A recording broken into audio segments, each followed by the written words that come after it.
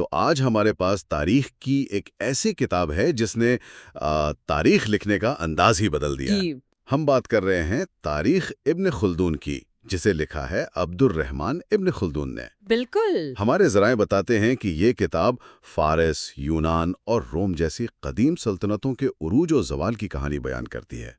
میں یہ جاننے کے لیے بےتاب ہوں کہ ابن خلدون نے ان عظیم سلطنتوں کو کس نئے زاویے سے پیش کیا ہے۔ بالکل، اور یہی اس کتاب کی خاص بات ہے۔ ابن خلدون کو صرف ایک مورخ سمجھنا ایک غلطی ہوگی۔ اچھا۔ انہیں ماڈرن سوشیولوجی یعنی عمرانیات کے بانیوں میں شمار کیا جاتا ہے۔ وہ صرف یہ نہیں بتاتے کہ کون سا بادشاہ کب آیا، بلکہ وہ ان بنیادی اصولوں کو سمجھنے کی کوشش کرتے ہیں کہ معاشرے اور سلطنتیں کیسے بنتی ہیں، عروج پاتی ہیں اور پھر بکھر جاتی ہیں۔ ان کی کتاب بادشاہوں کی کہانیوں سے زیادہ تہذیبوں کے سفر کی داستان ہے۔ بہت خوب، تو آئیے اس سفر کا آغاز کرتے ہیں۔ چلیں فارس کی مثال سے شروع کرتے ہیں۔ جی۔ کتاب کا پہلا بڑا حصہ، چیپٹر، اخبار دولت فارس یعنی اہل فارس کے بارے میں ہے۔ صحیح۔ ابن خلدون انہیں دنیا کی قدیم ترین اور منظم ترین قوموں میں سے ایک قرار دیتے ہیں۔ وہ ان کی تاریخ کو بنیادی طور پر 4 بڑے خاندانوں میں تقسیم کرتے ہیں: پشدادیہ، کیانیہ، اشکانیہ اور ساسانیہ۔ اچھا، لیکن ان کی شروعات، ان کے اوریجن کے بارے میں کیا کوئی ایک متفقہ نظریہ ہے؟ نہیں، اور یہی بات دلچسپ ہے۔ ابن خلدون مختلف روایات پیش کرتے ہیں۔ ایک کے مطابق وہ حضرت نوح کے بیٹے سام کی نسل سے ہیں، دوسری انہیں فارس بن ایران سے جوڑتی ہے۔ لیکن پھر وہ چیپٹر علماء فارس کا خیال میں فارسی علماء کا اپنا نظریہ بھی بتاتے ہیں۔ اور وہ کیا ہے؟ ان کے مطابق ان کا سلسلہ کیومرس سے شروع ہوتا ہے، جسے مٹی کا بیٹا کہا جاتا ہے۔ دلچسپ بات یہ ہے کہ ابن خلدون خود بھی ان میں سے کچھ کہانیوں پر سوال اٹھاتے ہیں۔ مطلب وہ صرف نقل نہیں کر رہے بلکہ تحقیق بھی کر رہے ہیں۔ بالکل، وہ کہتے ہیں کہ ان پر پوری طرح بھروسہ نہیں کیا جا سکتا۔ تو آئیے پہلے طبقہ، چیپٹر طبقہ اولا ملک فارس یعنی پشدادیان ڈائنسٹی سے شروع کرتے ہیں۔ کیومرت کے بعد کیا ہوتا ہے؟ یہاں سے ہمیں ابن خلدون کا مشہور نظریہ عصبیہ یعنی گروپ سولیڈیرٹی کی پہلی جھلک ملتی ہے۔ اچھا۔ پہلے بادشاہوں کیومرت، اشنگ اور تحمورس کے دور میں ایک قبیلہ متحد ہوتا ہے اور حکومت قائم کرتا ہے۔ لیکن اس دور کی سب سے بڑی مثال جمشید کی کہانی ہے۔ جمشید، جس کے دور میں سلطنت اپنے عروج پر پہنچی؟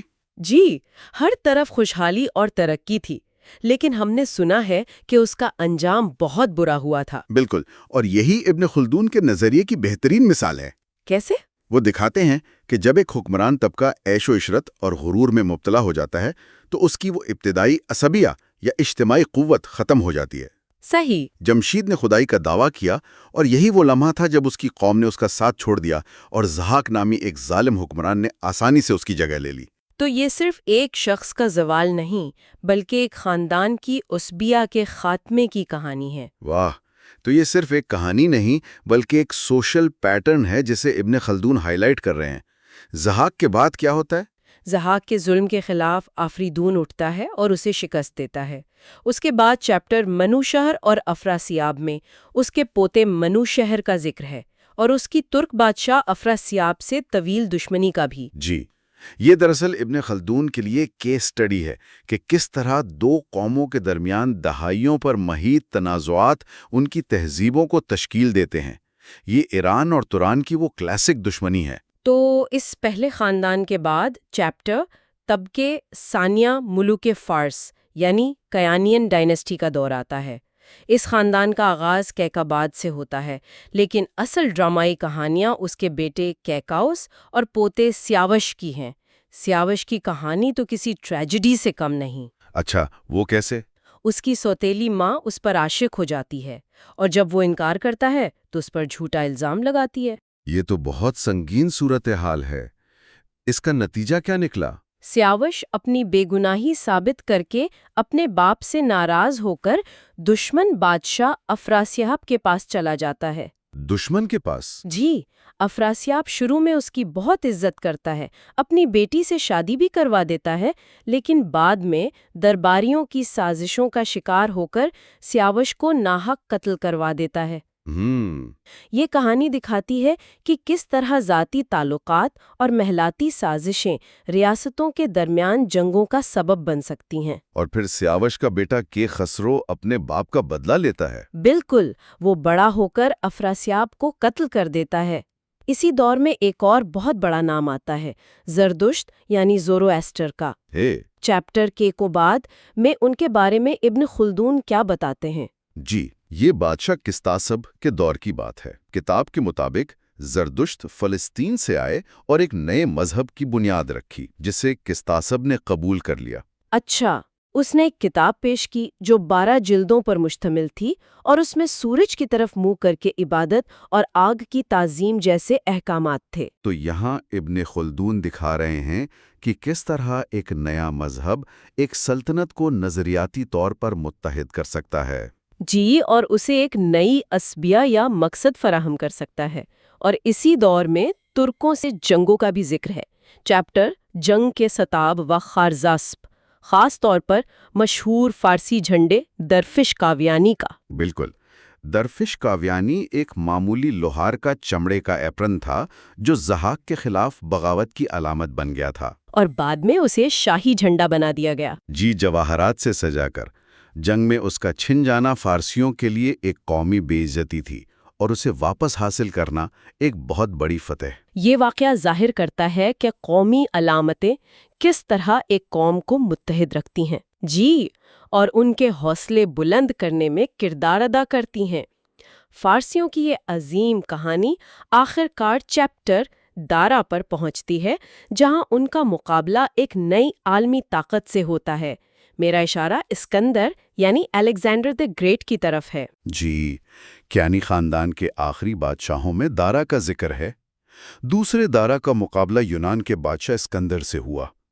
ابن خلدون اسے 2 تہذیبوں کا ٹکراؤ کے طور پر پیش کرتے ہیں۔ ایک طرف فارس کی پرانی امیر لیکن اب زوال پذیر سلطنت، اور دوسری طرف اسکندر کی قیادت میں یونانیوں کی نئی منظم اور انتہائی پرجوش فوجی طاقت۔ تو نتیجہ وہی نکلا جو اسبیہ کے قانون کے تحت متوقع تھا۔ بالکل، دارا کو شکست ہوئی اور وہ اپنے ہی لوگوں کے ہاتھوں مارا گیا۔ کتاب میں دارا کی موت کا منظر بڑا دلچسپ بیان کیا گیا ہے۔ ہاں، یہ ایک بہت ہی ڈرامائی منظر ہے۔ جب اسکندر مرتے ہوئے دارا کے پاس پہنچتا ہے تو اس کا سر اپنے زانو پر رکھتا ہے، افسوس کا اظہار کرتا ہے اور اس سے وعدہ کرتا ہے کہ وہ اس کی بیٹی روشنک سے شادی کرے گا اور اس کے قاتلوں کو سزا دے گا۔ جی، یہ شاید تاریخی طور پر پوری طرح درست نہ ہو، لیکن یہ اسکندر کے کردار کو ایک فاتح کے ساتھ ساتھ ایک فراخ دل انسان کے طور پر بھی پیش کرتا ہے۔ تو فارس کی فتح کے بعد چیپٹر طبقہ ثالثہ ملوک فارس کا آغاز ہوتا ہے۔ یہ اشکانیہ یعنی اشکینین دور تھا۔ جی، اسکندر کے سامنے سوال تھا کہ اتنی بڑی سلطنت کو کیسے کنٹرول کیا جائے۔ کتاب کے مطابق اس کے استاد مشہور فلاسفر ارسطو یعنی ایرسٹاٹل نے اسے ایک بہت ہی شروڈ مشورہ دیا۔ کیا مشورہ تھا وہ؟ ارسطو کا مشورہ یہ تھا کہ فارس کو ایک بڑی سلطنت کے بجائے کئی چھوٹی چھوٹی ریاستوں میں تقسیم کر دو تاکہ وہ دوبارہ کبھی یونان کے لیے خطرہ نہ بن سکیں۔ عجیب بات ہے کہ ایک فلسفی ایسی صلاح دے رہا ہے۔ ابن خلدون اسے ایک سیاسی حقیقت کے طور پر پیش کرتے ہیں۔ اس دور کو وہ ملوک الطوائف کہتے ہیں، جس کا مطلب ہے چھوٹے بادشاہوں کی حکومتیں۔ اچھا، پارٹی کنگز۔ جی، اسکندر کی موت کے بعد فارس کا یہی حال ہوا۔ یہ مرکزی طاقت کے ٹوٹنے اور اسبیہ کے بکھر جانے کی بہترین مثال ہے۔ تو یہ دور کب تک چلا؟ یہ دور کافی لمبا چلا۔ ابن خلدون کے مطابق اسی دور حکومت میں حضرت عیسیٰ علیہ السلام کی پیدائش ہوئی۔ اور اس کا خاتمہ کس نے کیا؟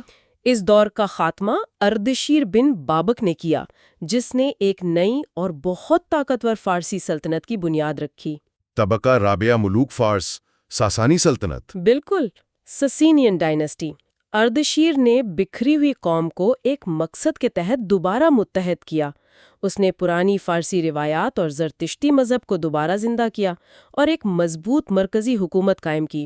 اس نے ایک نئی تازہ دم اسابیہ پیدا کی۔ جی، ساسانیوں میں کچھ بہت مشہور بادشاہوں کے نام آتے ہیں، جیسے ساپور دوم۔ صابور دل اکتاف۔ ان کی کہانی تو بہت حیران کن ہے۔ جی، یہ واقعی غیر معمولی ہے۔ ساپور دوم کو اس کی ماں کے پیٹ میں ہی بادشاہ نامزد کر دیا گیا تھا، اور اراکین سلطنت تاج اس کی ماں کے پیٹ پر رکھ دیتے تھے۔ کیا واقعی؟ جی، اور جب اس نے اقتدار سنبھالا تو وہ ایک بہت طاقتور حکمراں ثابت ہوا۔ اسے ذل اکتاف یعنی کندھوں والا اس لیے کہا جاتا تھا کیونکہ وہ عرب حملہ آوروں کو پکڑ کر سزا کے طور پر ان کے کندھے اکھاڑ دیتا تھا۔ اور پھر ساسانیوں کا سنہری دور آتا ہے، چیپٹر انوشروان، نوشروان عادل یعنی انوشروان دا جسٹ۔ نوشروان ایک مثالی بادشاہ کی تصویر ہے۔ اس نے اپنی سلطنت میں انصاف کا ایک ایسا نظام قائم کیا جس کی مثالیں دی جاتی ہیں۔ انہیں عادل اسی لیے کہا جاتا ہے؟ جی، اس نے سلطنت کو انتظامی طور پر 4 حصوں میں تقسیم کیا، ٹیکس کا نظام بہتر بنایا، وہ علم اور فلسفے کا بھی سرپرست تھا۔ مشہور کتاب کلیلہ و دمنہ کا ترجمہ اسی کے دور میں ہوا۔ اور کتاب میں یہ بھی ذکر ہے کہ حضرت محمد صلی اللہ علیہ وآلہ وسلم کی پیدائش بھی ان کے دور حکومت میں ہوئی۔ جی، ابن خلدون اس تاریخی واقعے کو ایک اہم سنگ میل کے طور پر نوٹ کرتے ہیں۔ نوشیروان کے بعد چیپٹر پرویز کا ذکر ہے، یعنی خسرو پرویز کا دور، جس کے بارے میں کہا جاتا ہے کہ اس نے سلطنت کو بے مثال بلندیوں تک پہنچایا۔ خسرو پرویز کے دور میں ساسانی سلطنت اپنی جغرافیائی حدود کے عروج پر تھی۔ اس نے اپنے روایتی حریف رومیوں کو شکست فاش دی، یروشلم فتح کیا اور مصر تک پہنچ گیا۔ کتاب اس واقعے کو قرآن کی سورۃ الروم کی آیات سے جوڑتی ہے۔ جی، جس میں رومیوں کی شکست اور پھر چند سالوں نے ان کی فتح کی پیشین گوئی کی گئی تھی۔ لیکن اس کا انجام بھی جمشید جیسے ہی ہوا، عروج کے بعد زوال۔ بالکل وہی پیٹرن۔ بے پناہ طاقت اور دولت نے پرویز کو متکبر اور ظالم بنا دیا۔ وہ آخر کار اپنے ہی بیٹے شیرویہ کے ہاتھوں مارا گیا۔ یہ ابن خلدون کے نظریے کا ایک اور ثبوت ہے۔ جب عصبیہ غرور کی وجہ سے ختم ہو جاتی ہے تو زوال اندر سے شروع ہوتا ہے۔ بالکل، اس کے بعد ساسانی سلطنت کمزور ہوتی چلی گئی اور بالآخر عربوں کے ہاتھوں فتح ہو گئی۔ فارس کی یہ شاندار اور سبق آموز تاریخ بیان کرنے کے بعد آئیے چیپٹر اخبار دولت یونان یعنی یونانیوں کی طرف واپس چلتے ہیں۔ جی، وہ یونانیوں کو 2 بڑے گروہوں میں تقسیم کرتے ہیں، غریکی اور لاطینی۔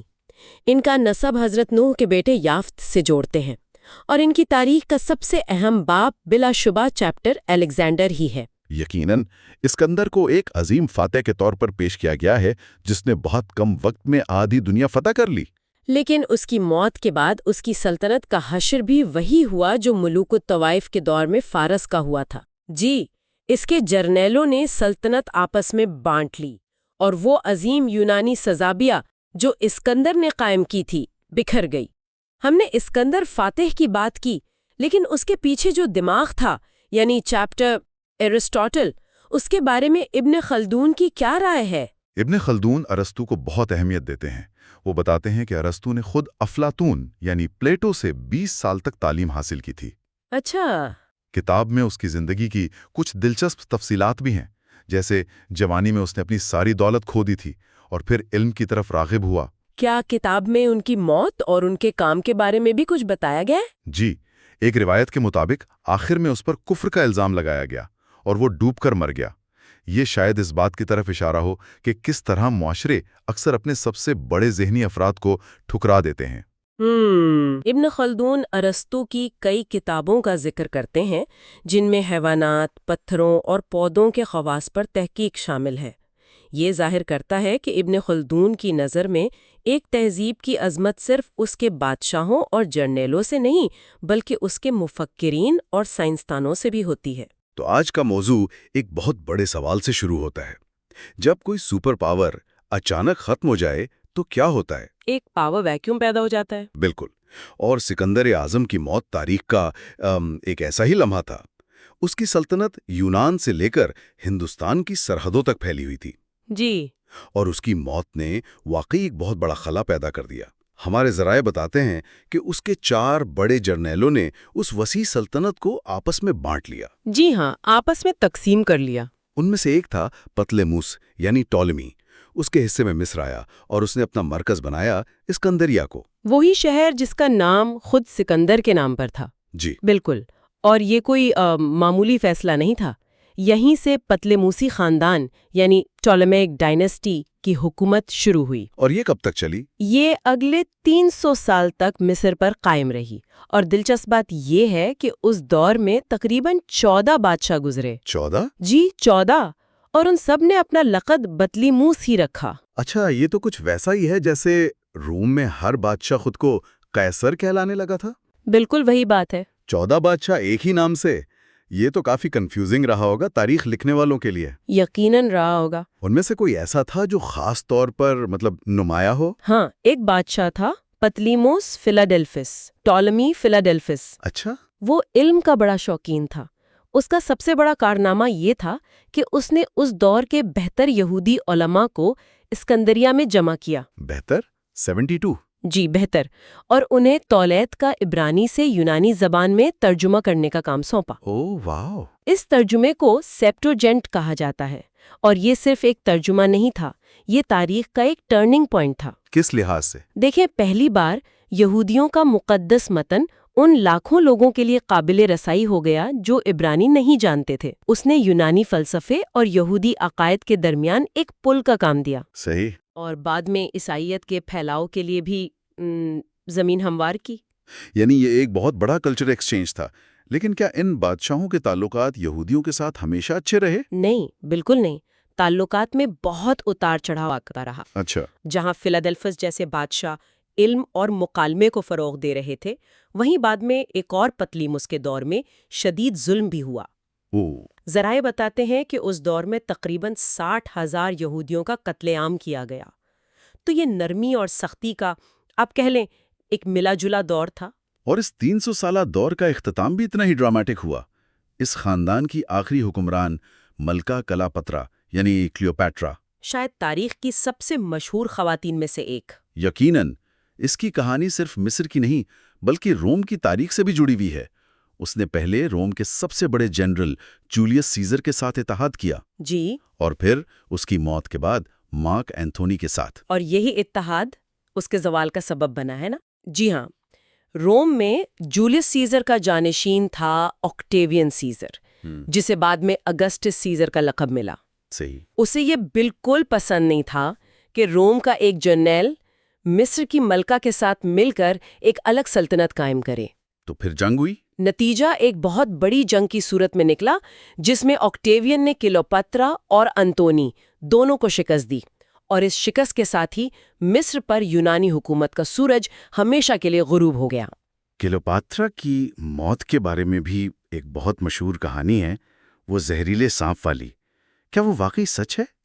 دیکھیں، یہ کہانی جتنی ڈرامیٹک ہے اتنی ہی مشکوک بھی ہے۔ اچھا۔ روایت یہ ہے کہ جنگ ہارنے کے بعد جب انتونی مارا گیا تو آکٹیوین قیصر کلیوپاترا کو قیدی بنا کر روم لے جانا چاہتا تھا۔ اپنی جیت کا جشن منانے کے لیے؟ بالکل۔ کلیوپاترا نے اس ذلت سے بچنے کے لیے خودکشی کا فیصلہ کیا۔ کہا جاتا ہے کہ اس نے پھولوں کے ایک گلدستے میں ایک زہریلا سانپ جسے ایسپ کہتے ہیں چھپا کر منگوایا اور خود کو اس سے ڈسوا لیا۔ لیکن مورخین اسے ایک متھ سمجھتے ہیں۔ جی، بہت سے مورخین۔ اصل بات یہ ہے کہ اس کی موت کے ساتھ نہ صرف مصر کی آزادی ختم ہوئی بلکہ یونانی علوم کا وہ عظیم مرکز اسکندریہ وہ بھی زوال کا شکار ہو گیا۔ اور وہ مشہور لائبریری؟ وہ سب کچھ جو چند کتابیں بچ گئیں انہیں صدیوں بعد بغداد میں خلیفہ مامون الرشید نے عربی میں ترجمہ کروا کر ایک نئی زندگی دی۔ تو کلیوپیٹرا کی موت کے ساتھ صرف ایک ملکہ کی کہانی ختم نہیں ہوئی بلکہ مشرق پر یونانی اثر و رسوخ کا پورا دور ختم ہو گیا۔ جی، اور اس خلا کو پر کرنے کے لیے مغرب سے ایک نئی طاقت ابھر رہی تھی، کہیں زیادہ منظم اور بے رحم طاقت، رومی۔ بالکل۔ یہ لوگ کون تھے اور کہاں سے آئے؟ یہ لاطینی لوگ تھے جو یونان کے مغرب میں آج کے اٹلی میں آباد تھے۔ انہوں نے ایک شہر کی بنیاد رکھی جسے آج دنیا روم کے نام سے جانتی ہے۔ اور یہ کوئی عام شہر نہیں تھا؟ نہیں، بالکل نہیں۔ ذرائع کے مطابق یہ شہر اپنی وسعت اور عظمت میں بے مثال تھا۔ اس کے چاروں طرف جو دیوار تھی وہ کوئی چھوٹی موٹی دیوار نہیں تھی۔ کتنی اونچی تھی؟ تقریباً 60 فٹ اونچی، یعنی آج کی کوئی 5 منزلہ عمارت جتنی۔ اوہ زبردست۔ شروع میں یہاں بھی بادشاہت تھی، لیکن رومیوں نے جلد ہی اسے ختم کر دیا اور ایک نئے نظام کی بنیاد رکھی۔ جسے وہ ریپبلک یعنی جمہوریہ کہتے تھے۔ جی، ایک منٹ، ہم نے سنا کہ رومیوں نے یونانیوں کو شکست دی۔ یہ تھوڑا عجیب لگتا ہے کیونکہ ہم ہمیشہ یونانیوں کو فلسفے اور تہذیب کا مرکز سمجھتے ہیں۔ تو ایک جمہوری روم نے ثقافتی طور پر زیادہ ترقی یافتہ یونان کو کیسے زیر کر لیا؟ کیا یہ صرف فوجی طاقت کا کھیل تھا؟ یہ ایک بہترین سوال ہے۔ دیکھیں، یہ صرف فوجی طاقت نہیں تھی، بلکہ یہ تنظیم اور نظم و ضبط کا کمال تھا۔ اچھا، رومیوں کی فوج دنیا کی سب سے ڈسپلنڈ فوج تھی۔ اس کے علاوہ ان کا جمہوری نظام جو تقریباً 700 سال تک قائم رہا۔ 700 سال؟ جی ہاں، اس نظام نے انہیں ایک سیاسی استحکام دیا۔ اس دوران وہ صرف یونان سے ہی نہیں ٹکرائے، بلکہ مشرق میں فارس کی سلطنت اور جنوب میں افریقہ کے شہر قرطاجنہ یعنی کارتھیج سے بھی ان کی جنگیں ہوئیں۔ قرطاجنہ کے ساتھ جنگیں، جنہیں پیونک وارز کہتے ہیں، وہ تو بہت مشہور ہیں اور تاریخ کی سب سے خوفناک جنگوں میں شمار ہوتی ہیں۔ آخرکار رومیوں نے قرطاجنہ کو مکمل طور پر تباہ کر دیا اور بحرۂ روم پر اپنا تسلط قائم کر لیا۔ لیکن یہ جمہوری دور ہمیشہ قائم نہیں رہا۔ نہیں رہا۔ اس کا خاتمہ ایک ایسے شخص کے ہاتھوں ہوا جس کا نام آج بھی سب جانتے ہیں، جولیس سیزر۔ لیکن ہمارے مؤخذ میں ایک عجیب نام استعمال ہوا ہے، قیصر بوکش۔ اس کا کیا مطلب ہے؟ یہ ایک بہت دلچسپ نقطہ ہے۔ قیصر تو اس کا خاندانی نام تھا جو بعد میں بادشاہ کا لقب بن گیا۔ صحیح۔ بوکش کے بارے میں مورخین میں اختلاف ہے، لیکن جو بات اہم ہے وہ یہ کہ جولیس سیزر ایک غیر معمولی فوجی اور سیاسی ذہانت کا مالک تھا۔ اس نے فرانس، جسے اس وقت گول کہتے تھے، اور افریقہ کے بڑے حصے فتح کیے۔ اور جب وہ فاتح بن کر روم واپس آیا تو عوام میں اس کی مقبولیت انتہا پر تھی۔ جی بالکل۔ تو یہ صرف ایک مقبول جرنیل کا اقتدار پر قبضہ نہیں تھا۔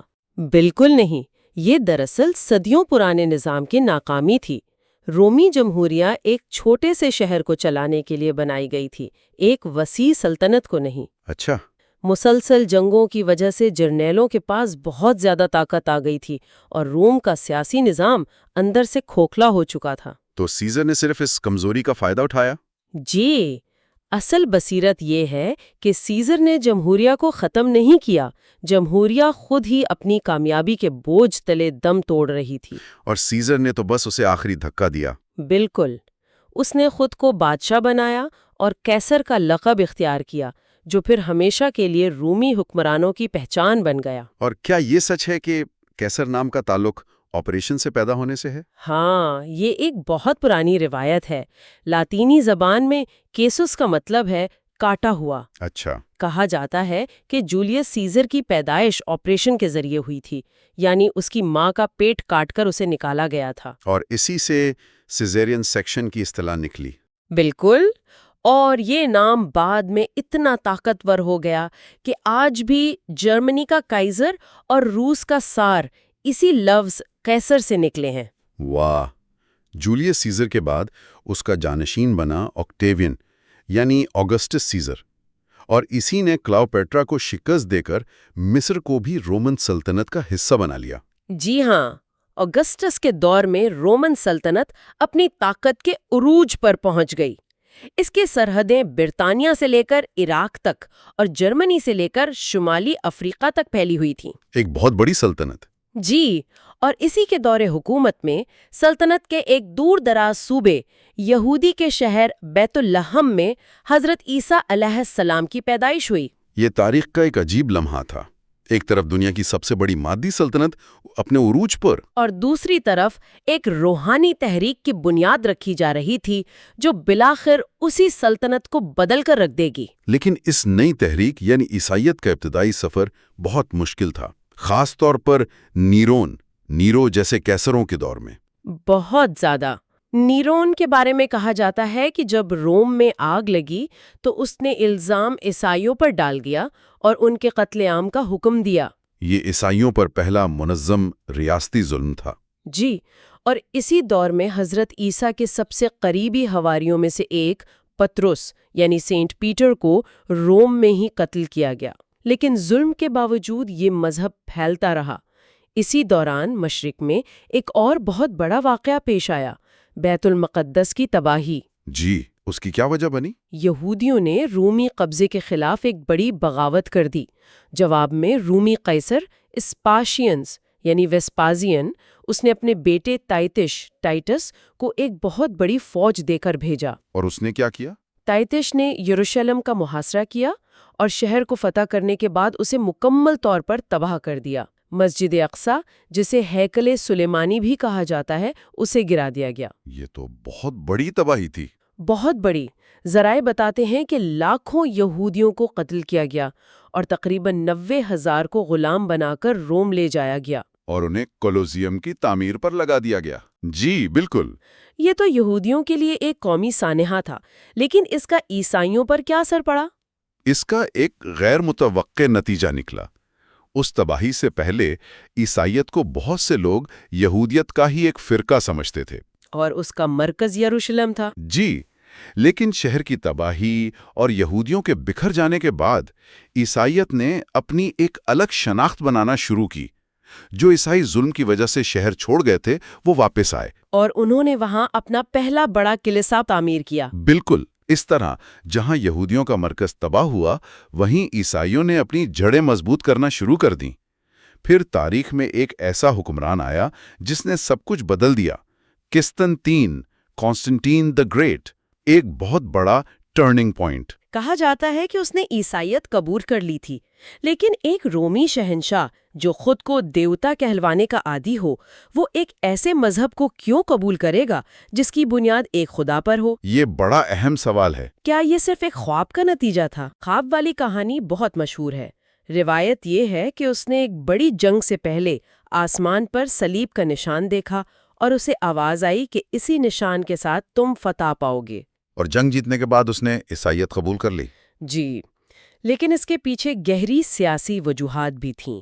3 صدی تک رومن سلطنت اندرونی خانہ جنگی اور بیرونی حملوں کی وجہ سے کمزور ہو چکی تھی۔ تو اسے سلطنت کو متحد کرنے کے لیے کسی چیز کی ضرورت تھی؟ بالکل، ایک نئی طاقتور وچاردھارا کی، اور عیسائیت جو اب تک پوری سلطنت میں پھیل چکی تھی وہ بہترین آپشن تھی۔ تو اس نے عیسائیت کو شاہی مذہب قرار دیا۔ نہ صرف یہ بلکہ اپنا دارالحکومت بھی روم سے منتقل کر کے بازنطیم شہر کو بنایا اور اسے اپنے نام پر قسطنطنیہ یعنی کانسٹنٹینوپل کا نام دیا۔ اور اسی دور میں عیسائیت کے عقائد کو بھی منظم کیا گیا۔ جی، یہیں پر عیسائیت کے مستقبل کا فیصلہ ہونا تھا۔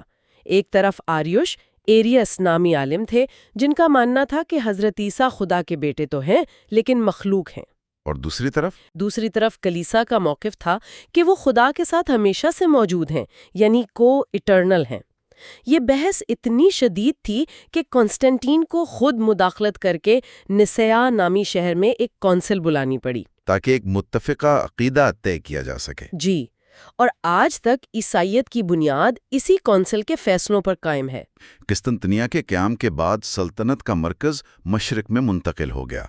اس دور کے آخری طاقتور بادشاہوں میں ہیرکل یعنی ہیراکلیس کا نام آتا ہے۔ جی، ہیرکل کا دور فارس کی سلطنت کے ساتھ ایک طویل اور تباہ کن جنگ میں گزرا۔ یہ تو تاریخ کی سب سے بڑی جنگوں میں سے ایک تھی۔ بالکل، دونوں سلطنتوں نے اپنی پوری طاقت جھونک دی۔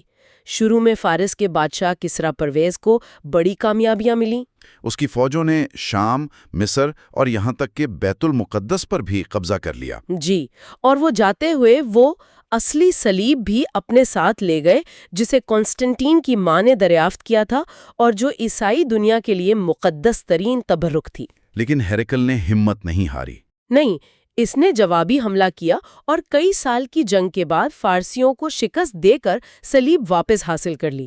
لیکن جس وقت یہ دو سپر پاورز ایک دوسرے کو تباہ کرنے میں لگی تھیں، اسی وقت جزیرہ نما عرب میں اسلام کا ظہور ہو رہا تھا۔ بالکل، اور یہ ہرکل کے دور کا سب سے اہم پہلو ہے۔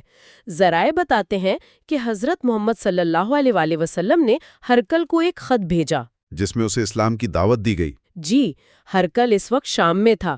اس نے عرب تاجروں کے ایک قافلے کو بلوایا جس کے سربراہ ابو سفیان تھے۔ اچھا۔ ہرکل نے ابو سفیان سے نبی آخر الزماں کی ان نشانیوں کے بارے میں پوچھا جو اس نے پرانی کتابوں میں پڑھی تھیں۔ ابو سفیان جو اس وقت مسلمان نہیں تھے، ان کے جوابات سن کر ہرقل نے کہا کہ اگر یہ باتیں سچ ہیں تو وہ جلد ہی میرے قدموں تلے کی زمین کا مالک ہوگا۔ اور اس کی یہ پیشین گوئی بہت جلد سچ ثابت ہونے والی تھی۔ جی، اس کے فوراً بعد مسلمانوں اور رومیوں کے درمیان لڑائیوں کا سلسلہ شروع ہو گیا۔ غزوہ موتا اور پھر جنگ یرمک، جس نے شام میں رومی حکومت کی کمر توڑ دی۔ اور یہ فتوحات حضرت عمر بن الخطاب رضی اللہ تعالی عنہ کے دور خلافت میں اپنے عروج پر پہنچے۔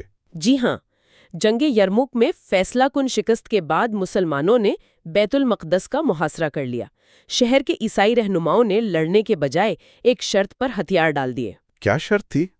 کہ خلیفہ خود آ کر ان سے امن کا معاہدہ کریں۔ اور یہ منظر تاریخ میں بے مثال ہے۔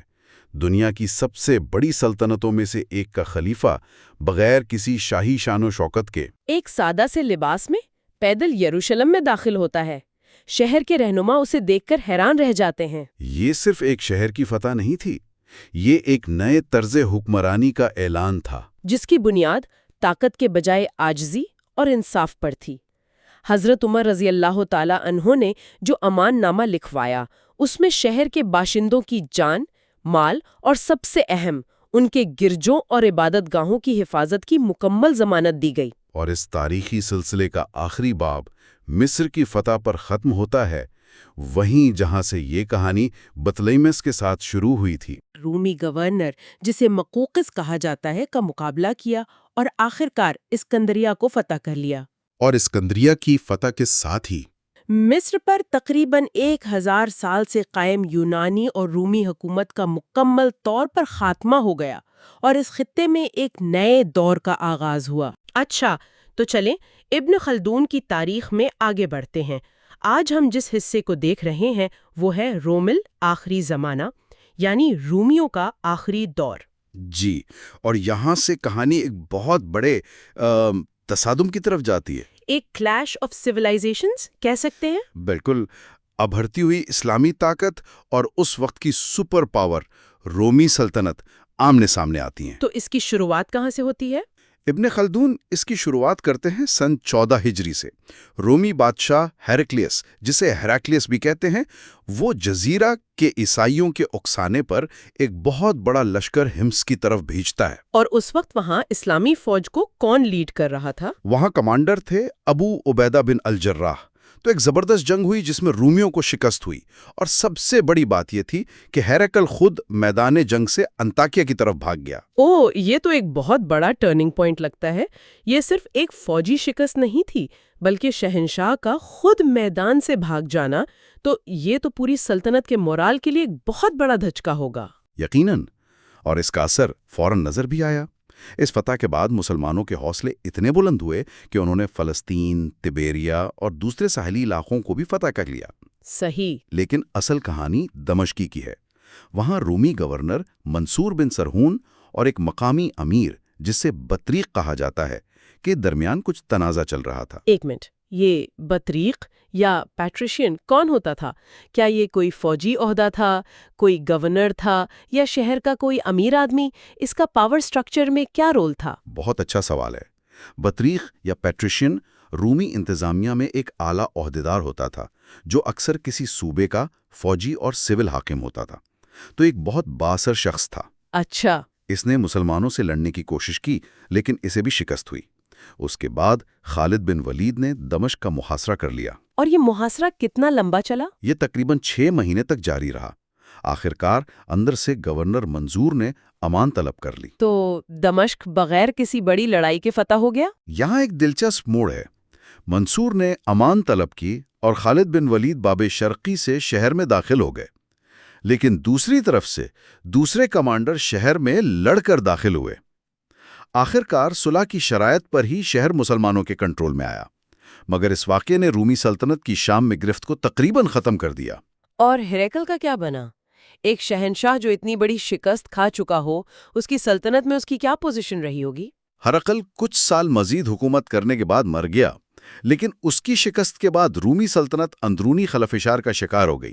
جانشینی کی ایک ایسی پیچیدہ اور خونی جنگ شروع ہوئی جو کئی دہائیوں تک چلتی رہی۔ ایک کے بعد ایک بادشاہ آیا اور مارا گیا۔ مثلاً قسطنطین بن ہرقل کو اس کی سوتیلی ماں نے زہر دے دیا، پھر اس کے بھائی ہرقل ثانی کو رومیوں نے خود ہی تخت سے اتار کر قتل کر دیا۔ تو یہ کافی افراتفری کا دور تھا، ایک انسٹیبل پیریڈ۔ اس خلفشار کو دیکھ کر لگتا ہے کہ اسلامی فتوحات کو صرف فوجی طاقت سے نہیں سمجھا جا سکتا، شاید مخالف سلطنتوں کا اندرونی طور پر کھوکھلا ہو جانا بھی ایک بہت بڑا فیکٹر تھا۔ آپ نے بالکل صحیح نقطہ پکڑا ہے۔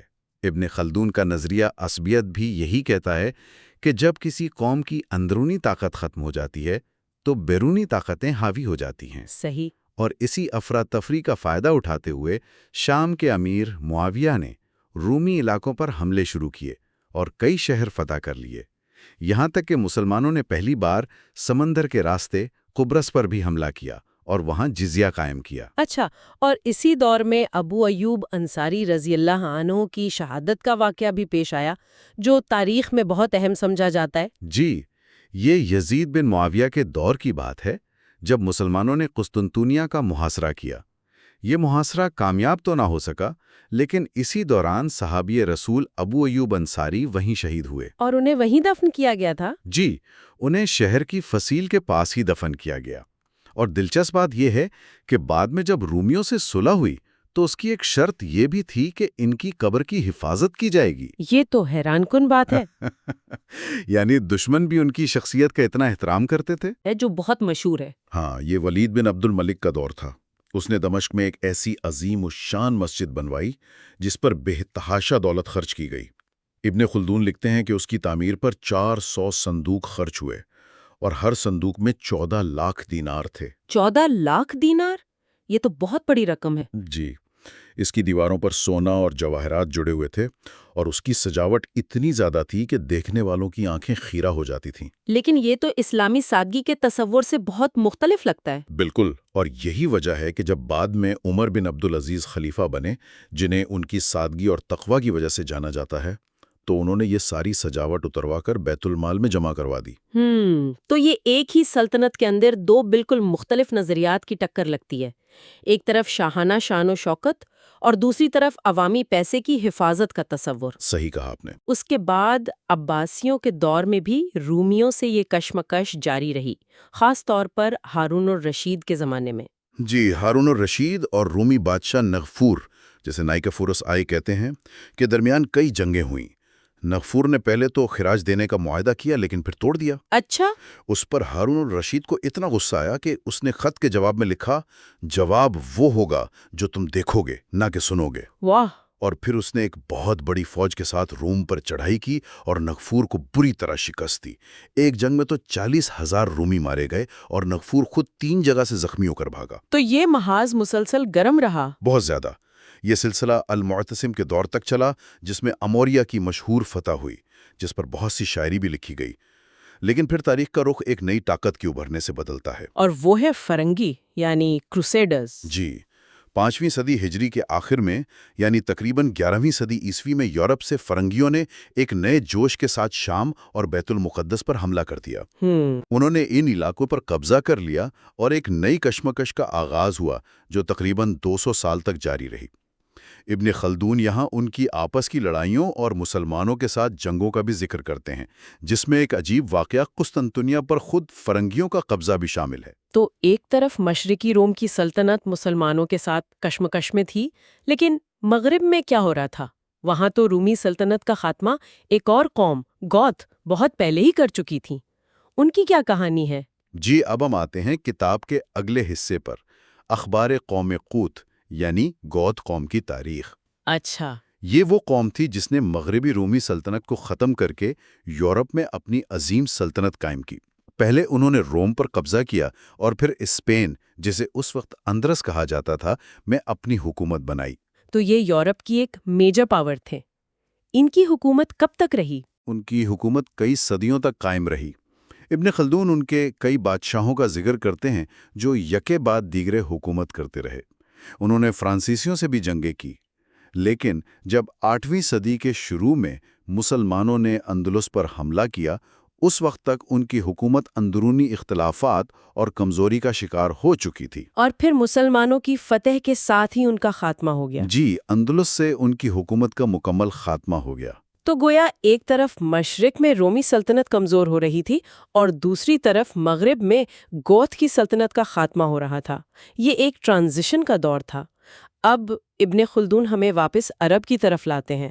اگلا عنوان ہے کتاب ثانی اخبار البدو شعوب، یعنی بدوی قبائل کی تاریخ۔ جی، اور یہ ابن خلدون کے نظریات کا مرکزی حصہ ہے۔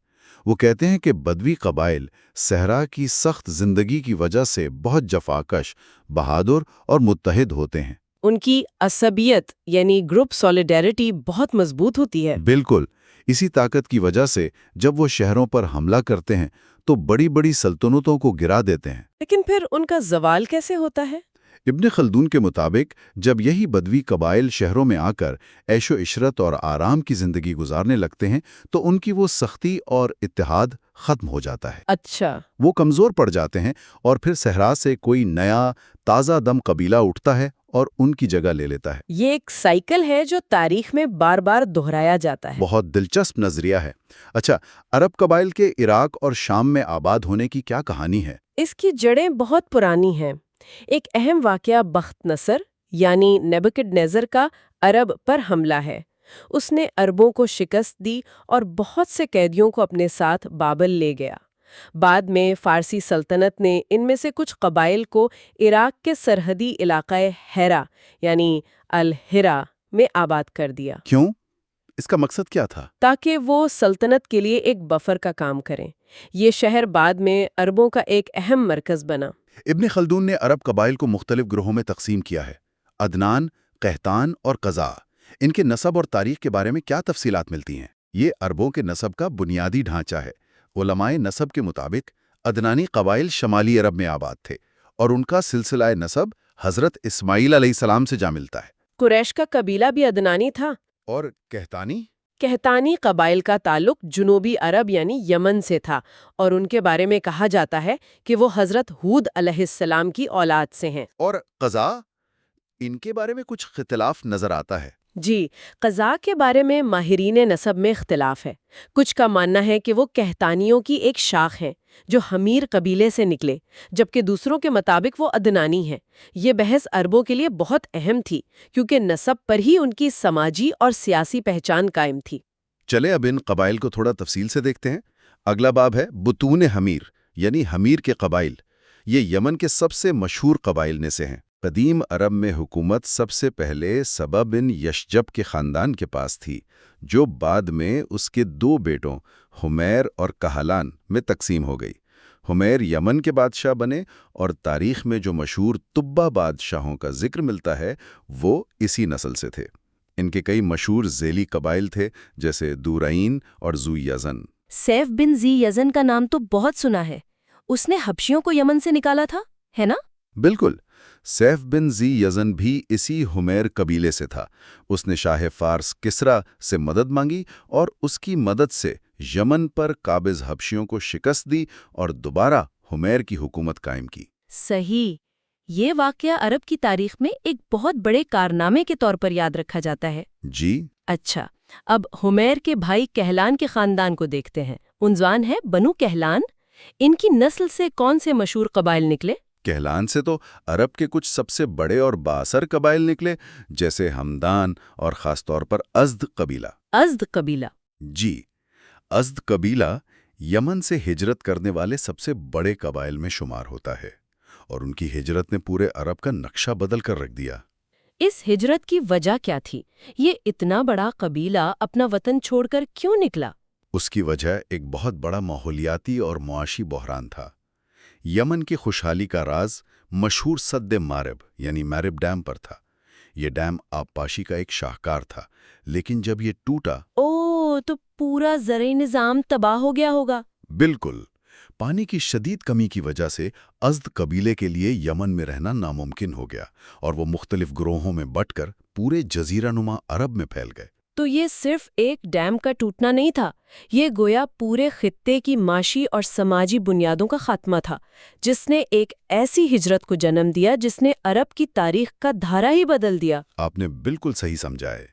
اسی ہجرت کے نتیجے میں ازد قبیلے کی کچھ شاخیں شمال کی طرف گئیں اور شام میں آباد ہو گئیں۔ یہی لوگ بعد میں غسانی کہلائے۔ اور یہ رومی سلطنت کے اتحادی بن گئے۔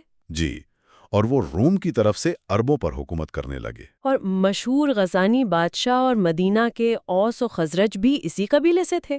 جی بالکل، ازد کی جو شاخ شام پہنچی وہ غسانی کہلائی، اور جو شاخ یسرب یعنی مدینہ میں جا کر آباد ہوئی وہ اوس اور خزرج کے نام سے مشہور ہوئی۔ کمال ہے۔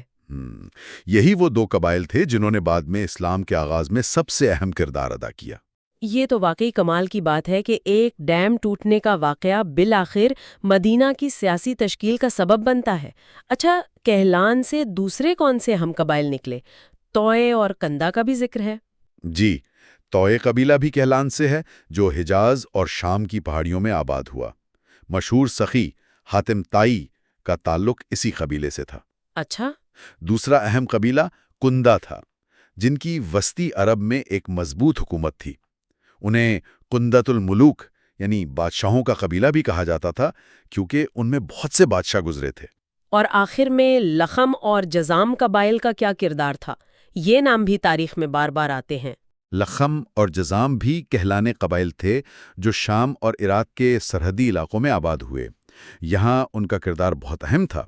اس وقت عرب کے شمال میں دو بڑی سپر پاورز تھیں، روم اور فارس، صحیح، اور دونوں نے عرب قبائل کو اپنے بفر سٹیٹ کے طور پر استعمال کیا۔ یعنی ایک طرح کی پراکسی جنگ؟ بالکل، رومیوں کے اتحادی غسانی تھے جن کا ہم نے ذکر کیا، اور فارسیوں کے اتحادی لخم قبیلے کے بادشاہ تھے جن کا مرکز ہیرا تھا اور انہیں آل منظر کہا جاتا تھا۔ تو یہ دونوں عرب قبائل اپنی اپنی سپر پاور کی طرف سے ایک دوسرے سے لڑتے رہتے تھے؟ جی، یہ عرب کی سرزمین پر لڑی جانے والی اس دور کی کولڈ وار تھی۔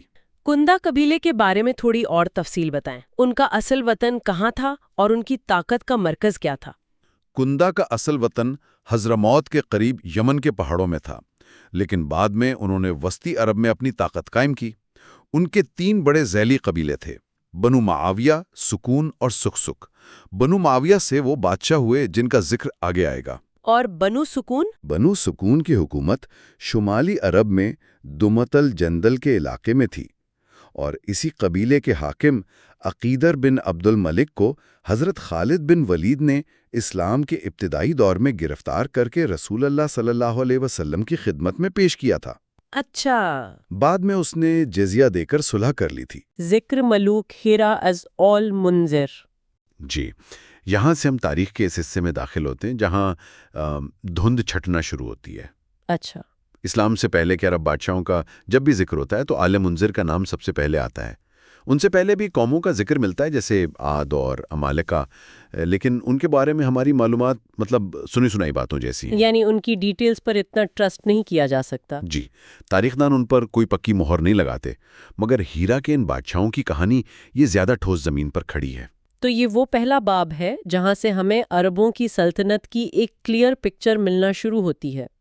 ان کی حکومت کا آغاز پھر ہوا کیسے؟ ذرائع بتاتے ہیں کہ مالک بن فہم وہ پہلا شخص تھا جس نے عراق کے اس علاقے میں پہلی عرب بادشاہت قائم کی۔ تو مالک بن فہم کو فاؤنڈر سمجھا جا سکتا ہے؟ بالکل، لیکن اصل شہرت اور طاقت وہ آئی جزیمت الابرش کے دور میں۔ جزیمہ ایک بہت ہی آپ کہیں کہ طاقتور اور ذہین بادشاہ تھا، لیکن اس کی کہانی کا سب سے ڈرامیٹک حصہ ملکہ الزبا کے ساتھ اس کی دشمنی ہے۔ الزبا، کچھ تاریخ دان انہیں شام کی مشہور ملکہ زنوبیہ بھی مانتے ہیں، ہے نا؟ جی بالکل، وہی زنوبیہ جس نے رومی سلطنت کو چیلنج کیا تھا۔ اچھا، تو ان دونوں کی دشمنی کی وجہ کیا تھی؟ الزبا ایک بہت ایمبیشس ملکہ تھی۔ اس نے اپنے علاقے کو محفوظ کرنے کے لیے جزیمہ کو ایک خطرہ سمجھا، تو اس نے ایک چال چلی۔ کیا چال؟ اس نے جزیمہ کو شادی کا پیغام بھیجا اور اپنے محل میں ملاقات کے لیے بلایا۔ جزیمہ نے اپنے مشیروں کی وارننگ کو نظر انداز کیا اور وہاں چلا گیا، جہاں الزبا نے اسے قتل کروا دیا۔ اوہ، تو یہ تو سیدھا سیدھا دھوکہ تھا، مطلب ایک بادشاہ کو اس طرح جال میں پھنسا کر مار دیا گیا۔ جی، تو پھر جزیمہ کا بدلہ تو لیا گیا ہوگا؟ عرب معاشرے میں بدلہ تو ایک بہت اہم اصول تھا۔ یقیناً، اور بدلے کی یہ کہانی قتل کی کہانی سے بھی زیادہ دلچسپ ہے۔ جزیمہ کا ایک بھانجا تھا، عمرو بن عدی۔ اس نے قسم کھائی کہ وہ اپنے ماموں کا بدلہ لے گا۔ اس کام میں اس کی مدد کی اس کے ایک انتہائی شاطر وزیر کثیر نے۔ کثیر کا منصوبہ کمال کا تھا۔ اس نے اپنی ناک اور کان کٹوا لیے اور بھاگ کر الزبا کے دربار میں پناہ لی، 1 منٹ، اس نے خود کو زخمی کیا؟ کیوں؟ تاکہ اس کی کہانی پر یقین کیا جا سکے۔ اس نے الزبا کو بتایا کہ امرو میں ادی نے اس پر ظلم کیا ہے اور وہ اس سے بدلہ لینے کے لیے الزبا کی مدد کرنا چاہتا ہے۔ اور الزبا نے یقین کر لیا؟ الزبا کو اس کی وفاداری پر یقین آ گیا۔ کثیر نے آہستہ آہستہ اس کا اعتماد حاصل کیا اور اس کا سب سے خاص مشیر بن گیا۔ پھر ایک دن اس نے کہا کہ وہ تجارت کے لیے امرو کے علاقے سے بہت سا مال لا سکتا ہے۔ واہ، یعنی ایک ملکہ کے ہاتھوں قتل اور پھر اس کا بدلہ ایک ایسی چال سے لیا گیا جو کسی فلمی کہانی کی طرح لگتی ہے۔ بالکل، یہ ایک عربی ٹروجن ہارس تھا۔ یہ تو ٹروجن ہارس والی کہانی لگ رہی ہے، لیکن اونٹوں کے ساتھ۔ جی، کثیر نے اونٹوں پر بڑے بڑے صندوق لدوا کر لائے اور کہا کہ ان میں قیمتی سامان ہے۔ جب یہ قافلہ الزبا کے قلعے میں داخل ہو گیا تو رات کو ان صندوقوں سے عمرو بن عدی کے فوجی نکلے۔ اچھا؟ انہوں نے قلعے کے دروازے کھول دیے اور عمرو کی فوج اندر داخل ہو گئی۔ عمرو بن عدی نے خود الزبا کو قتل کر کے اپنے ماموں کا بدلہ پورا کیا۔ شاندار کہانی ہے۔ تو اس بڑی جیت کے بعد عمرو بن عدی نے ہیرا کو اپنا دارالحکومت بنایا؟ جی، اور یہیں سے آل منذر کی وہ حکومت شروع ہوئی جو کئی صدیوں تک قائم رہی۔ لیکن یہاں ایک اہم نقطہ سمجھنا ضروری ہے۔ وہ کیا؟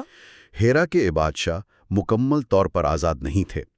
وہ اس وقت کی سپر پاور یعنی پارسی ساسانی سلطنت کے اتحادی یا آپ کہہ لیں کہ کلائنٹ سٹیٹ تھے۔ اچھا، تو ان کا اصل کام فارس کی مغربی سرحدوں کی حفاظت کرنا تھا؟ بالکل، یعنی روم اور فارس براہ راست ٹکرانے کے بجائے اپنے اپنے اتحادی عرب قبیلوں کو ایک دوسرے کے خلاف استعمال کر رہے تھے۔ ایک شطرنج کی بساط کی طرح جس کے مہرے یہ عرب تھے۔ بالکل، یہ ایک طرح کی پراکسی وار تھی۔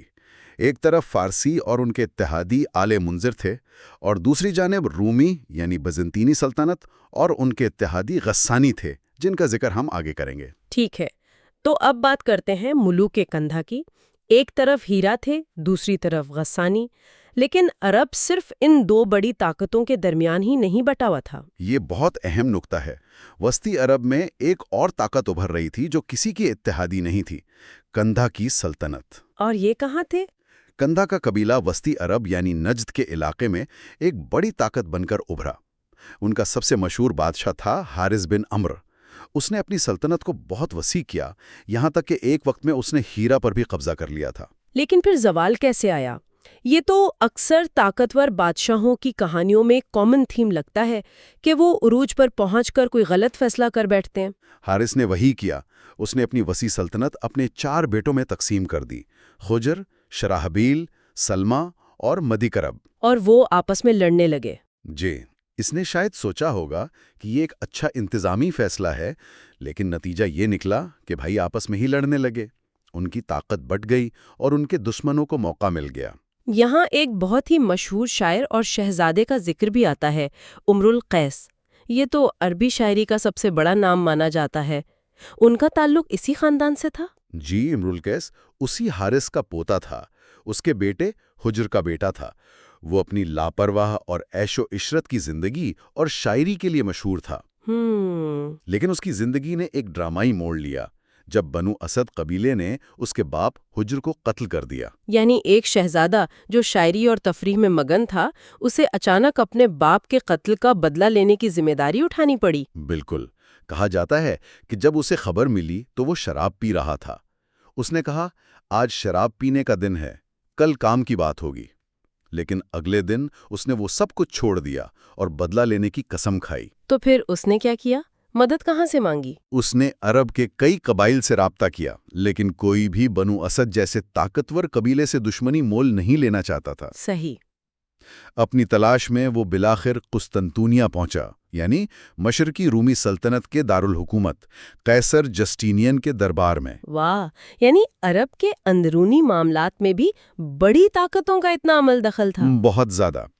قیصر نے اس کی مدد کرنے کا وعدہ کیا اور اسے ایک فوجی دستہ بھی دیا۔ لیکن کہانی کا انجام تو بہت المناک ہے۔ اسے مدد تو ملی، لیکن وہ کامیاب نہیں ہو سکا۔ جی، واپسی پر اس کے ساتھ ایک سازش ہو گئی۔ بنو اسد کے ایک شخص نے قیصر کے دربار میں اس کے خلاف کان بھر دیے اور قیصر نے اسے ایک زہر آلود چادر تحفے میں بھجوائی۔ زہرآلود چادر؟ جی، اسے پہننے سے امر القیس کی جلد گل گئی اور اسی بیماری سے اس کی موت واقع ہو گئی۔ شاعری سے تلوار تک اور پھر ایک زہر آلود پوشاک سے موت۔ آپ نے ذکر کیا تھا کہ ہیرا فارسیوں کے اتحادی تھے، تو غسانی رومیوں کے؟ جی، غسانی قبیلہ بھی یمن سے ہجرت کر کے شام کے علاقے میں آباد ہوا تھا۔ انہوں نے عیسائیت قبول کر لی تھی اور وہ رومی سلطنت کے سب سے اہم عرب اتحادی بن گئے۔ تو ان کا کام بھی وہی تھا، سرحدوں کی حفاظت کرنا؟ بالکل، شام میں رومی سرحدوں کی حفاظت کرنا اور ہیرا کے بادشاہوں کے حملوں کو روکنا۔ تو یہ دونوں عرب سلطنتیں آل منظر اور غسانی، دو بڑی طاقتوں کی جنگ اپنے کندھوں پر لڑ رہی تھی۔ ان کی تاریخ کا سب سے مشہور واقعہ ان کے آخری بادشاہ جبلہ بن اہم کا ہے۔ یہ کہانی تو بہت مشہور ہے کہ وہ اسلام قبول کرنے کے بعد مدینہ آیا، لیکن پھر کچھ ایسا ہوا کہ وہ واپس عیسائی ہو گیا۔ یہ ایک بہت ہی سبق آموز واقعہ ہے اور اس سے اس دور کی ذہنیت کا پتہ چلتا ہے۔ جبلہ بن اہم اپنی پوری شان و شوکت کے ساتھ مدینہ آیا اور اسلام قبول کیا۔ پھر حج کے دوران جب وہ طواف کر رہا تھا تو غلطی سے ایک غریب بدو کا پاؤں اس کے شاہی لباس پر پڑ گیا۔ اور جبلہ، جو بادشاہت کے غرور میں تھا، یہ برداشت نہ کر سکا۔ اس نے فوراً اس بدو کو تھپڑ مار دیا۔ وہ شخص سیدھا خلیفہ وقت حضرت عمر رضی اللہ عنہ کے پاس شکایت لے کر پہنچا۔ صحیح۔ جب جبلہ کو دربار میں بلایا گیا تو اس نے فخر سے کہا کہ اگر یہ کعبہ کا احترام نہ ہوتا تو میں اس کی گردن اڑا دیتا۔ یہاں پر وہ نقطہ آتا ہے جس نے سب کچھ بدل دیا، خلیفہ عمر رضی اللہ عنہ کا فیصلہ۔ بالکل، حضرت عمر نے فرمایا، اسلام نے امیر اور غریب، بادشاہ اور فقیر کو برابر کر دیا ہے۔ اب تمہارے پاس دو ہی راستے ہیں، یا تو وہ شخص تمہیں معاف کر دے یا پھر تم اس سے بدلے میں تھپڑ کھاؤ۔ ایک بادشاہ کے لیے یہ سوچنا بھی ناممکن ہوگا۔ یہ تو دو نظاموں کا ٹکراؤ تھا، ایک طرف شاہی غرور اور دوسری طرف اسلام کا مساوات کا اصول۔ جبلہ اس ذہنی تبدیلی کے لیے تیار نہیں تھا۔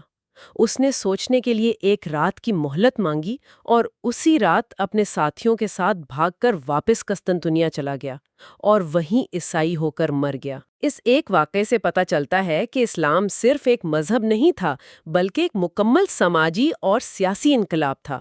جی، جسے قبول کرنے کے لیے پرانی ذہنیت کو ترک کرنا ضروری تھا۔ جبلہ یہ قیمت ادا نہ کر سکا۔ ہم نے بڑی سلطنتوں کی بات کی جو ایمپائرز کی سرحدوں پر تھیں۔ اب ذرا حجاز کے دل کی طرف آتے ہیں۔ اگلا موضوع ہے اوس اور خزرج در یثرب۔ اسلام کی آمد سے پہلے یثرب یعنی مستقبل کے شہر مدینہ کی کیا صورتحال تھی؟ یثرب کی کہانی بہت مختلف ہے۔ یہاں کوئی بادشاہت نہیں تھی۔ ابتدائی طور پر یہاں یہودی قبائل آباد تھے جن کے پاس بہترین زرعی زمینیں تھیں اور معیشت پر ان کا کنٹرول تھا۔ اور اوس اور خزرج وہاں بعد میں آئے؟ جی، یہ یمن سے دو عرب قبیلے تھے جو وہاں آ کر آباد ہوئے۔ تو شروع میں یہ مہاجر تھے اور طاقت یہودیوں کے پاس تھی، پھر یہ پاور ڈائنامک بدلا کیسے؟ وقت کے ساتھ ساتھ اوس اور خزرج کی آبادی بڑھتی گئی اور انہوں نے بھی زمینیں خریدنا اور طاقت حاصل کرنا شروع کر دی۔ اس سے ان کے اور یہودی قبائل کے درمیان ایک کشیدگی پیدا ہوئی۔ سب سے زیادہ تباہ کن مسئلہ اوس اور خزرج کی آپس کی دشمنی تھی۔ یہ دونوں بھائی قبیلے تھے، لیکن ان میں ایسی دشمنی تھی جو نسلوں تک چلتی رہی۔ اور ان کی لڑائیوں میں سب سے مشہور یوم بعث کی جنگ تھی۔ اس کی کیا اہمیت ہے؟ یوم بعث ان کی آخری اور سب سے خونی لڑائی تھی۔ اس جنگ میں دونوں قبیلوں کے بڑے بڑے سردار اور جنگجو مارے گئے۔ کسی کو فتح نہیں ملی، لیکن دونوں قبیلے تباہی کے دہانے پر پہنچ گئے۔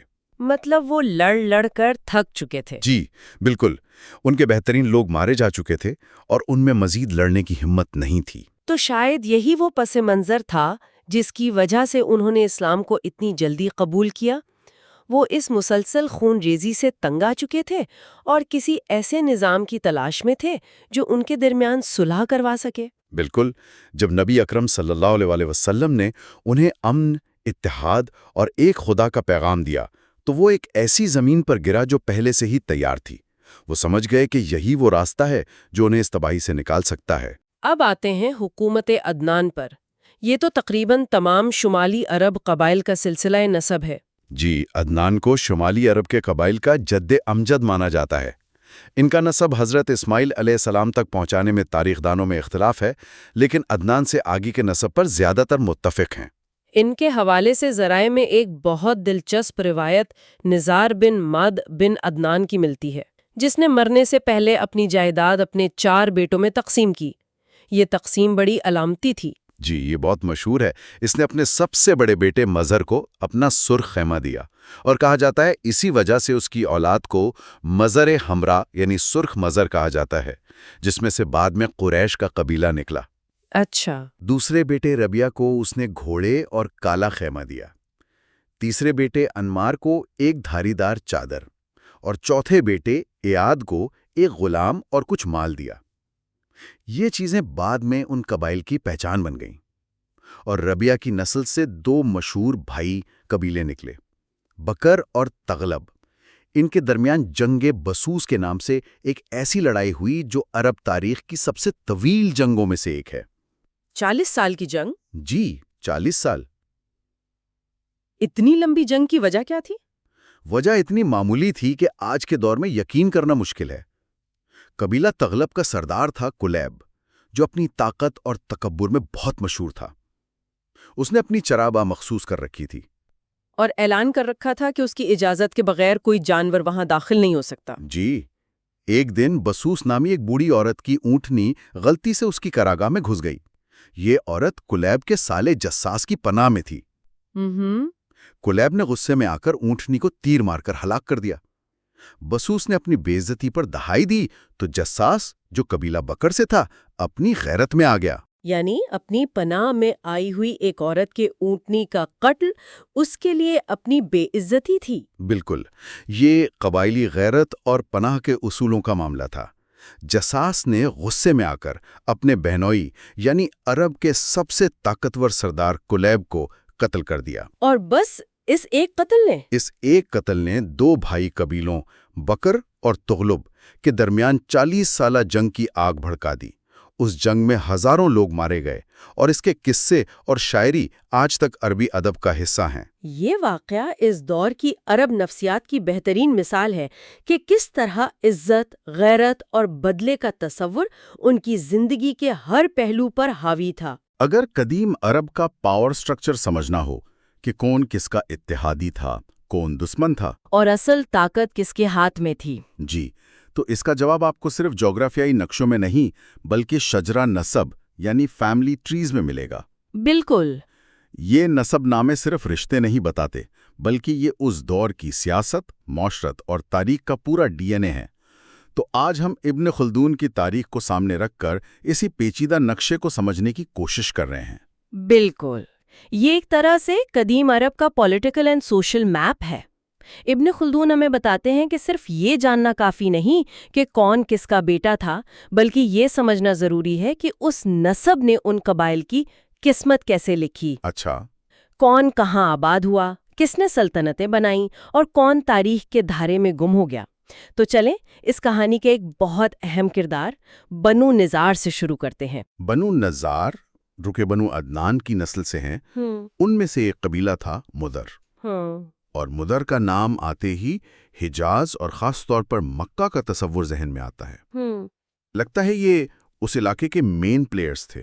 بالکل، مدر حجاز کی ارسٹوکریسی تھے، لیکن یہاں سے کہانی میں ایک بہت بڑا موڑ آتا ہے۔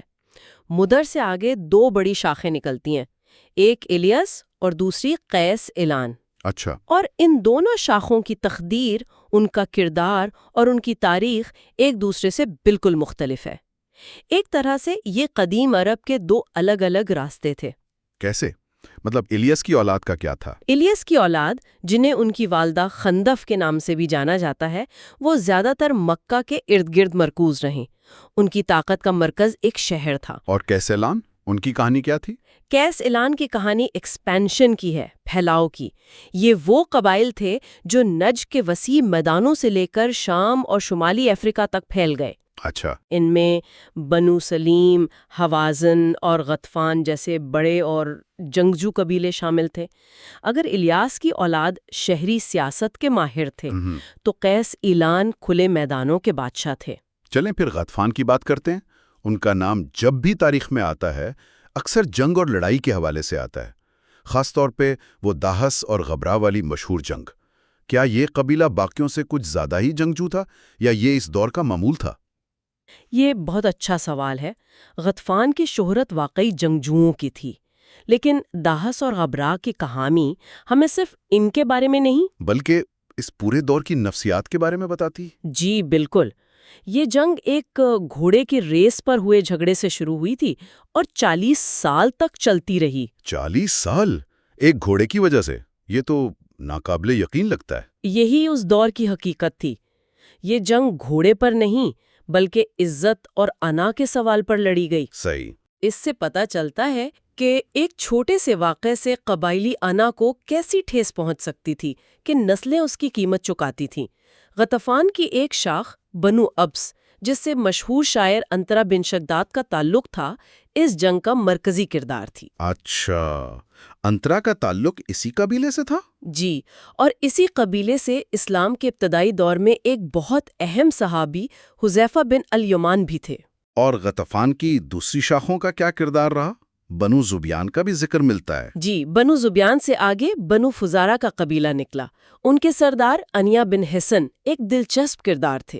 ابن خلدون کے ذرائع کے مطابق پیغمبر اسلام نے ان کے بارے میں کہا تھا کہ وہ احمق مطاع ہیں، یعنی ایک ایسا بے وقوف سردار جس کی قوم اس کے پیچھے چلتی ہے۔ بالکل، یہ تبصرہ بھی اس دور کی سرداری اور قبائلی اطاعت کے نظام پر ایک گہری نظر ڈالتا ہے۔ قیس اعلان کی دوسری بڑی شاخوں بنو سلیم اور حوازن کا ذکر بھی بہت اہم لگتا ہے۔ آپ نے کہا تھا کہ ان کی کہانیاں بالکل مختلف ہیں، کیسے؟ بالکل، بنو سلیم کی کہانی مائیگریشن کی ہے۔ وہ نجد میں رہتے تھے، لیکن پھر اسلامی فتوحات کے بعد پہلے مصر اور پھر وہاں سے شمالی افریقہ کی طرف نکل گئے۔ یہ ایک بہت بڑا ڈیموگرافک شفٹ تھا۔ اور بنو حوازن؟ دوسری طرف بنو حوازن تھے جو مکہ کے پڑوسی تھے، اور ان کا کردار حجاز کی مقامی سیاست میں مرکزی رہا۔ وہ کہیں دور نہیں گئے۔ حوازن تو بہت بڑا نام لگتا ہے، خاص طور پر اس کی ایک شاخ بنو سعد بن بکر کا۔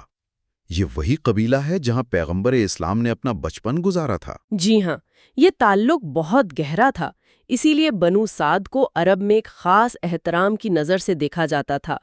لیکن حوازن کی ایک اور شاخ تھی جو طاقت اور سیاست کا مرکز تھی، بنو ثقیف۔ طائف والے؟ جی، یہ طائف شہر میں آباد تھے اور ایک بہت ہی منظم اور مضبوط قبیلہ تھا۔ اموی دور کے مشہور اور سخت گیر گورنر حجاج بن یوسف کا تعلق بھی اسی قبیلے سے تھا۔ اچھا۔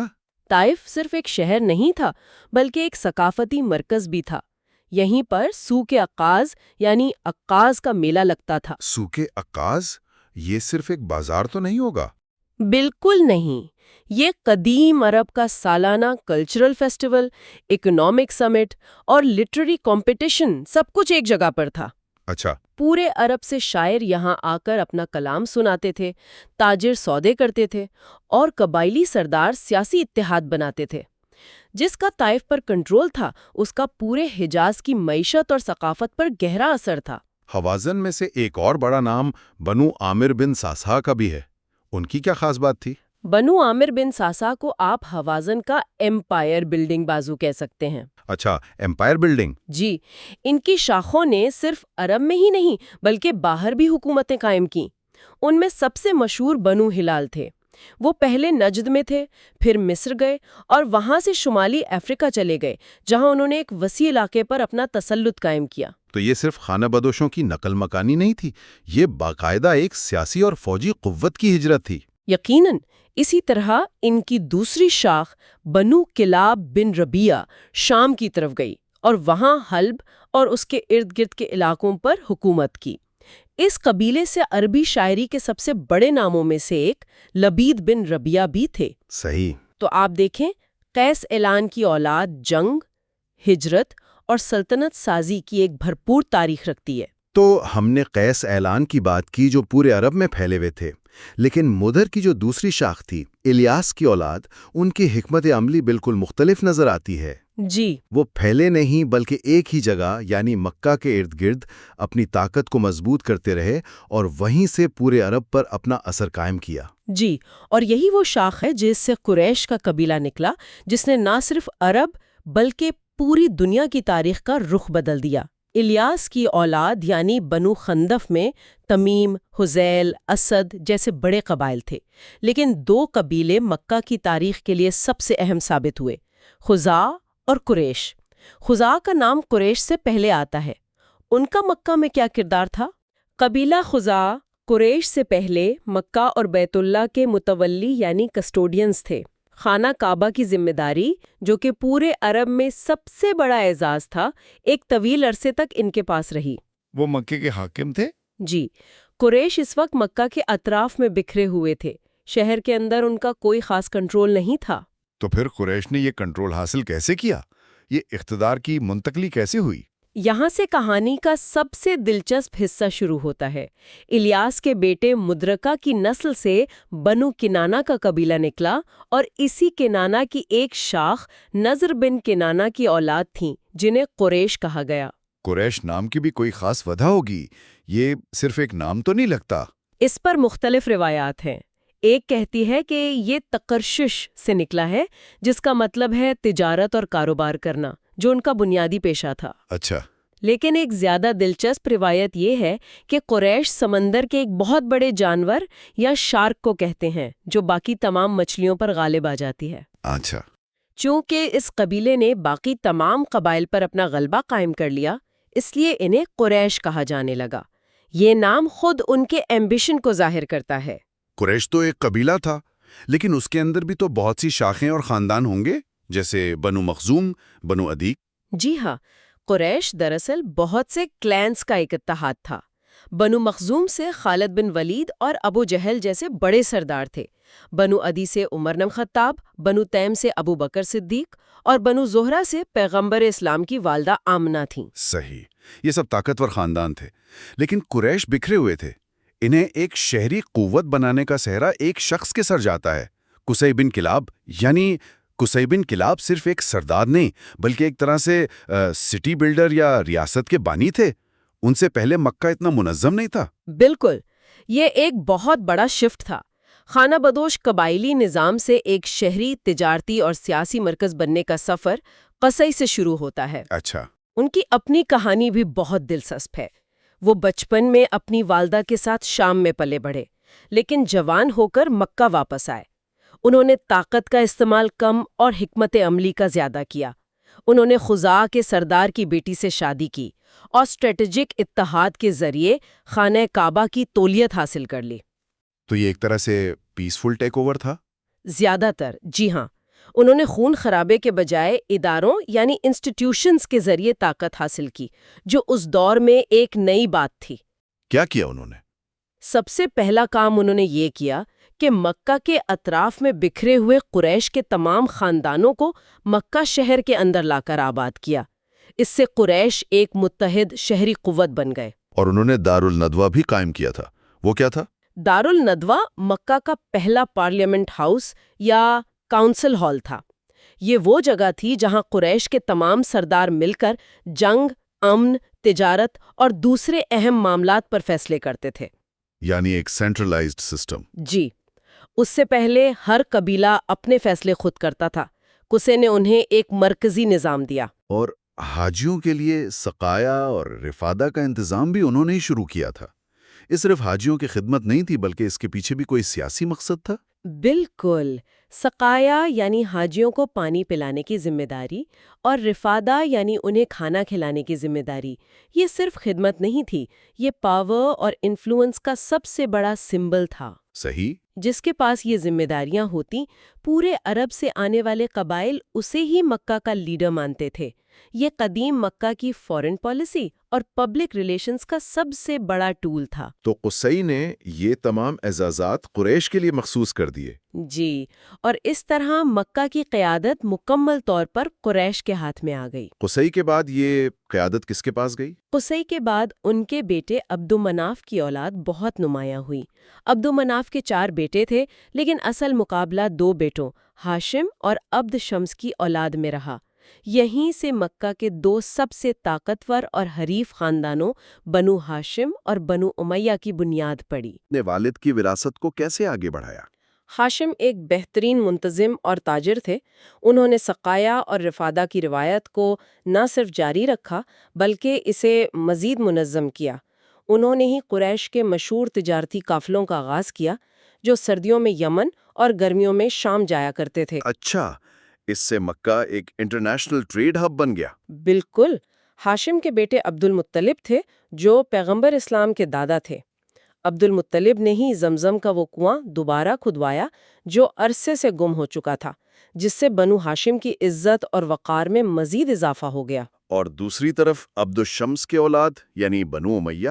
بنو امیہ بھی تجارت اور سیاست میں بہت آگے تھے۔ وہ بھی مکہ کی قیادت میں برابر کے شریک تھے۔ اسی خاندان سے آگے چل کر عثمان بن عفان اور امیر معاویہ جیسے بڑے نام سامنے آئے۔ صحیح۔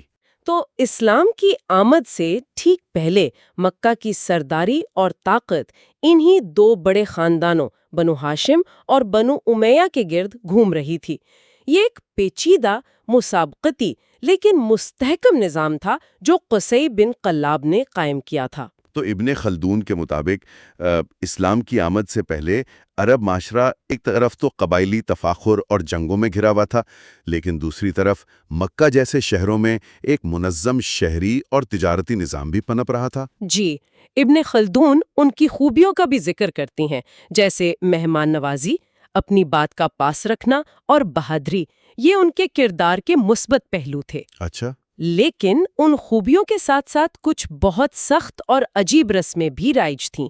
ان کا یہی سماجی، سیاسی اور ثقافتی پس منظر تھا جس میں تاریخ کا اگلا باب شروع ہونے والا تھا، جس کی ابتدا نبوت، ہجرت اور غزوات کی خبروں سے ہوتی ہے۔